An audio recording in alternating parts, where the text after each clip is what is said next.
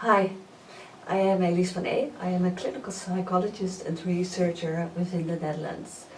And I would like to share with you a little on the research article on refugee families, traumatized refugee fathers more specifically, and their involvement within families. And to introduce this, I would like to start with a commercial that ran several years ago on the Dutch television. And you saw this family, 3 children and a man sitting at a table. And there was this awkward atmosphere, this silence. Everyone was waiting and everyone was staring. And you didn't really know what was going to happen. But then suddenly the mother came in. She was beautifully dressed and she was carrying this nice dish of meat. And she looked very pleased and proud, and she walked over to the man, puts the dish with meat in front of him, and the man smiles and he starts carving the meat. And you see the boy also sitting at the table with a certain wonder in his eyes.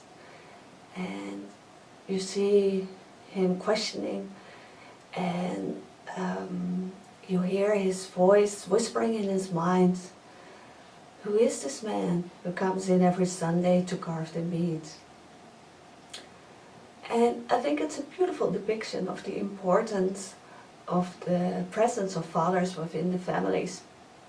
And that's also the reason why this commercial ran on Dutch television, to call for more involvement of fathers within the families.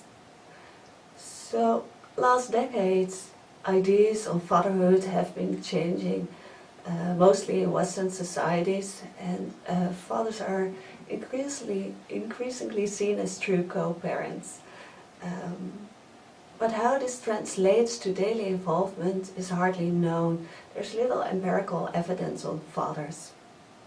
And we also know that psychiatric disorders, for example, post-traumatic stress disorder, do affect parenting.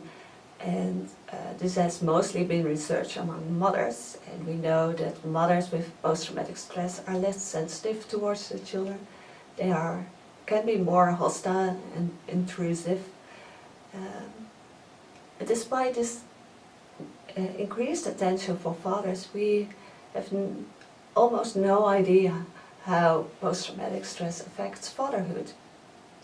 So this present study was designed to investigate the quantity and quality of father involvement within a refugee sample.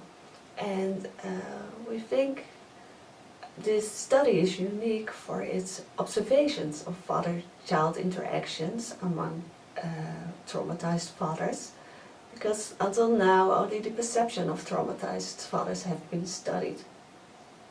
So we ended up recruiting 80 fathers and mothers with a young child in the age between 18 and 42 months old. And the results show that post-traumatic stress does have an effect on parent-child interaction, also with fathers, and not just the perception but also the actual quality of the interaction. And this is confirmed by the interviews we did with the fathers. They describe post-traumatic stress as having an effect on the relationship. For example, agitation was an issue that was frequently mentioned. One father said, "I have no issues with my child. We are good together. But if I have a headache, if I have stress and he makes loud noises, then we have a problem and then we collide." But fathers also describe their children as a source of resilience, as a source of hope for the future. A father said that my child is the only reason that I'm still here today. If she wasn't here, I wouldn't be here anymore. So in general, these fathers think that the relationship with the child is very important. It's very important to have a good relationship for them. And I believe that an important conclusion to draw from this is that it is important to give attention to traumatized fathers. As much as mothers are included in treatment, fathers should deserve our attention as fathers as well. And I believe that this article can help people who work with these traumatized families to understand what's going on, to have a better understanding of the issues that are involved in these families between traumatized parents and their non-traumatized children.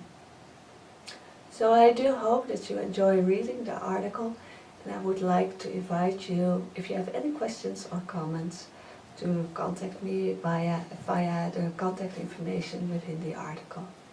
Thank you.